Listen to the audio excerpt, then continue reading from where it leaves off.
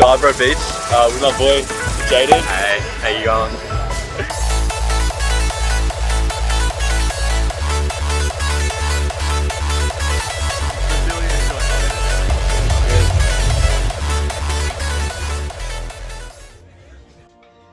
Just last Thursday, my mate Jaden, who's a local boy from Perth, he drove me to Scarborough to check out the Scarborough Sunset Markets. So what the Scarborough Sunset Markets are, it's basically like a flea market that runs from 5 to 9 p.m.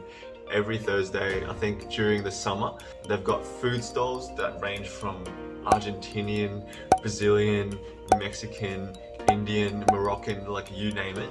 And they've also got clothing stores, jewelry stores, and even like a barber shop. These stores all converge into this main little area that's got a really nice view of the beachfront. It's just such good vibes, and I highly recommend that you check it out. But if you are unable to check it out, not to fret, I got you and I filmed the experience for you. This is Jaden, who's a local boy from Perth that helped me out a lot.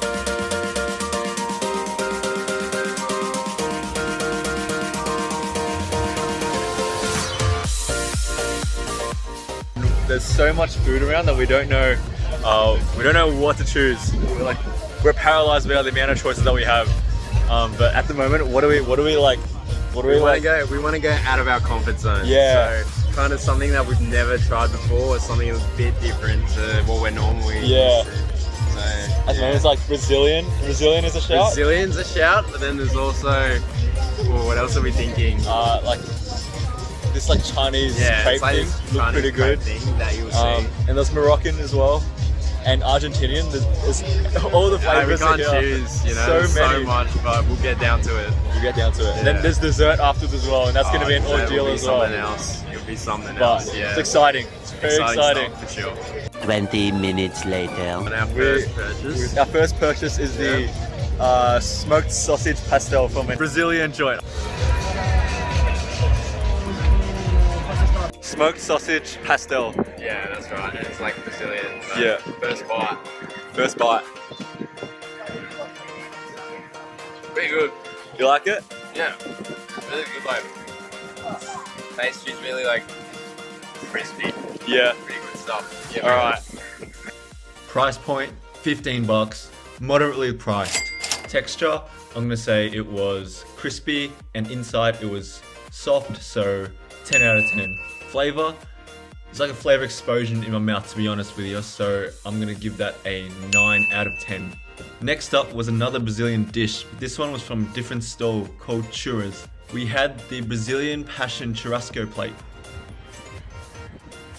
The Brazilian passion, that's what they're calling it. From this Churras. Yeah.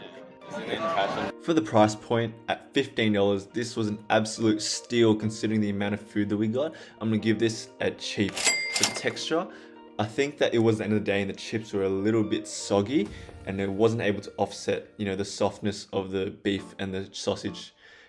So I'm gonna give that an 8 out of 10. However, the flavor, oh my God. The flavor was incredible. The smokiness of the char-grilled beef and the smoky sausage, along with the sauce, was incredible. So I'm gonna give the flavor a whopping 10 out of 10. Next up, we got gourmet bows from Bowlicious. So one of them was hoisin barbecue pork and the other one was Cajun soft shell crab. Yeah. And we kind of got stitched up because everything's shutting now, but Yeah. that's my bad. It's alright, nah, it's all good. We got the goods in the end. So at $7 a pop, I would say that these were moderately priced.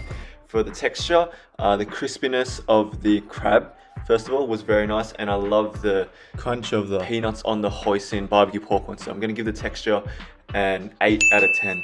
For the flavor, wow.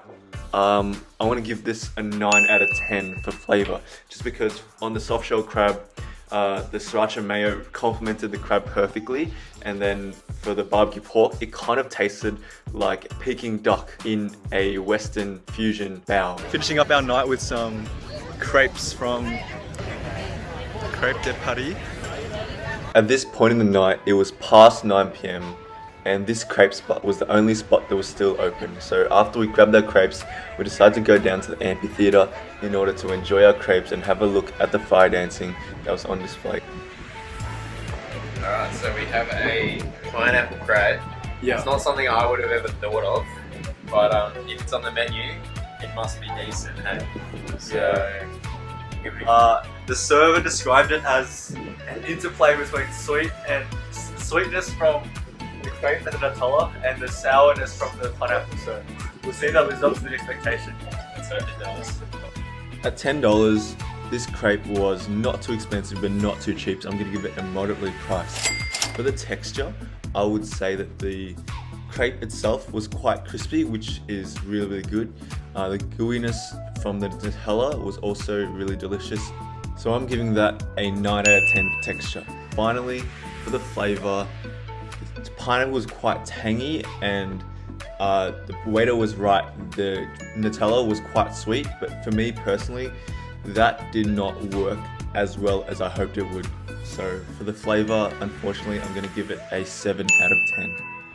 Our goal for the night was to go out of our comfort zone and like excite our taste buds in a way, try something new from a different culture that we might have not really eaten before. So that's what we set out to do, and I think we definitely achieved that. As always, thanks for watching, and I'll see you in the next video.